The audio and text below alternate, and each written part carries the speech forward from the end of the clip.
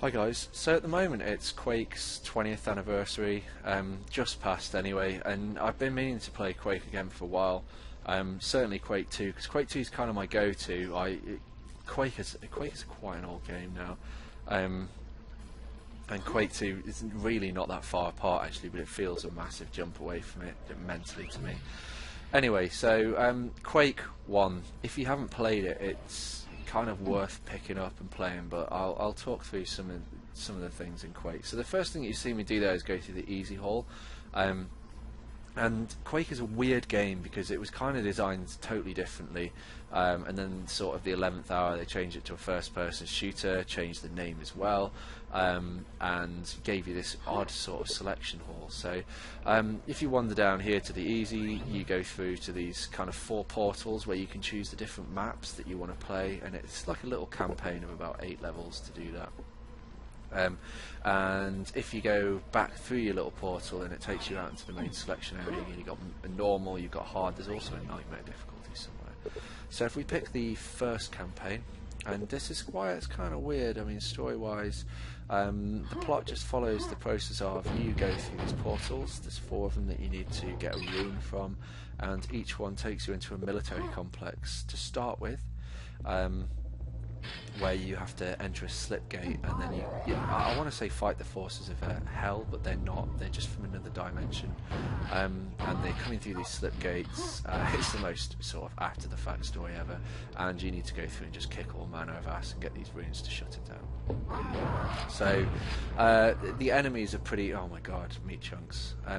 The enemies are pretty standard fare. If you really think about it, Quake, Doom and Quake 2 are basically the same game. Quake 1 and Quake 2 use the same game engine pretty much anyway once you've got it in this format. So you shoot weak guys who have basically shotguns, you shoot stronger guys who have not shotguns that shoot lasery things. You explore like I am doing now, and you find secrets, and you get armor, and you get better weapons, and you go and absolutely murder absolutely everything that you see. Which sounds like I'm criticising the game when I say that, but really I'm not. It's just the most pure form of entertainment that I think we've ever had. I think Quake 2 probably develops on it in a better manner, and you end up with, I wouldn't say a more pure game, but you end up with a game that's, the edges are slightly smoother, should we say, and that's not a problem involving OpenGL anyway. But talking about that, we're not running this in the original Quake graphics. So this is the Quake graphics in my head. If you ask me to remember what I did 19 years ago, then I'll tell you I played the game in these graphics. With the exception of those bits of blood coming out. It seems circular, whereas they were square when I played it. That's wrong. This game, I mean, we're running this in 320 by 240 and 640 by 480 if you're a beast of a PC, and you're running it in software. So now, I mean, regardless of your understanding of how computers work, nowadays we run with a CPU and a GPU, and the GPU tends to handle the graphics of a game. Well, that wasn't the case when first-person shooters kind of started, because Doom and Quake, starting this off, I mean, I'd say they're ahead of the technology that we had, and the technology was adapting to deliver the games that John Carmack and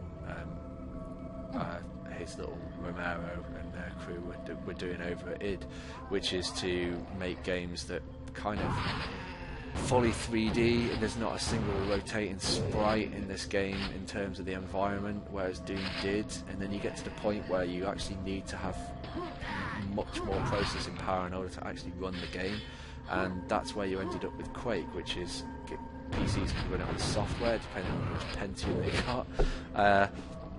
And then after a short period of time, when GPUs started to exist, then they released an OpenGL version, and that's like an equivalent of DirectX, really. It's just like a language. But OpenGL is not, I don't think it's as popular. I understand it's quite limited of it, but certainly for Quake and all of its sequels, there was always usually an OpenGL version of it. So this one came a little bit after the game was released, and then Quake 2 was released with the ability to run on GPU for jammy gits who managed to buy it. But I never experienced it like this the first time round, and I'm actually running a mod here, which Quake Spasm, which smooths out the olden daysness of the game, which is you would not be using mouse look here. Like, I'm jumping around shooting these guys quite accurately, I'd say, and you wouldn't use the mouse to play this game originally, unless you were particularly special.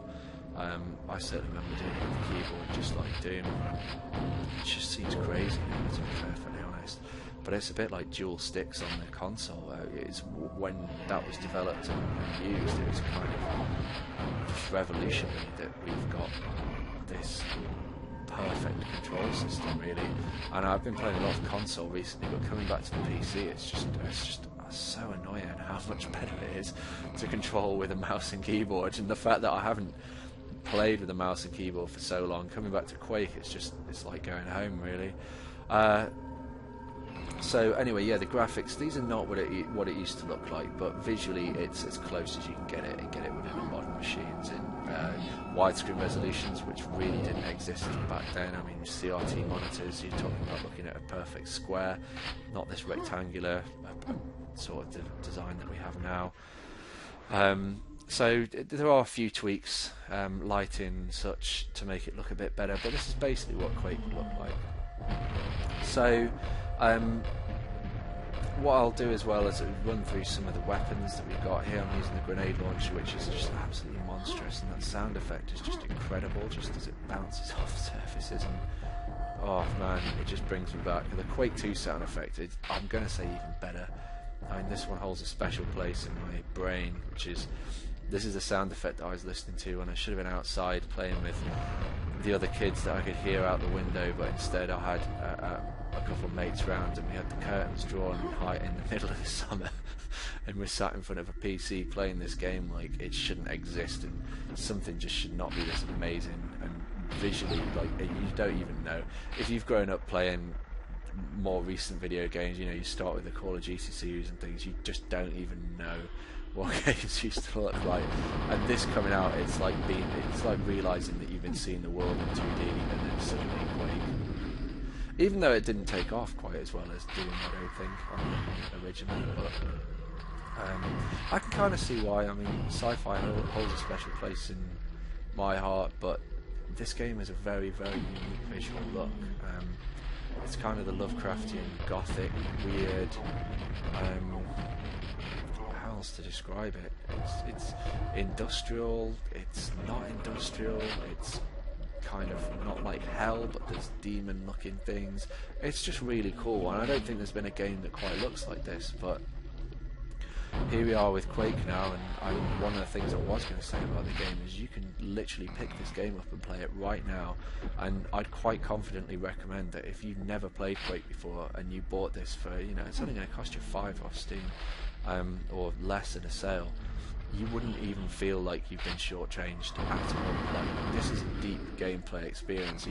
As far as first-person shooters go, it's got rid of the crap. There's no XP, there's no nonsense going on, and certainly, I mean, you'd have to be pretty hardcore to access the multiplayer now, but as a single player, you're not missing out on anything at all. This is just a killer game experience.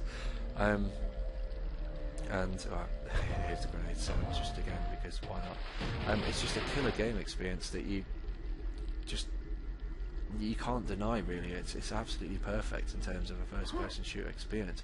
Quake 2 rounds it out a lot more. It does a lot better job and presents itself better, but I mean, that comes with time. Both of these games are just outstanding. Talking about weapons anyway now, this is probably the best rocket launcher that's ever existed in video game history. It's just overpowered as hell. It kills you as well. Me. So I don't really feel like dying on this bit, so I'll knock God mode on in a minute.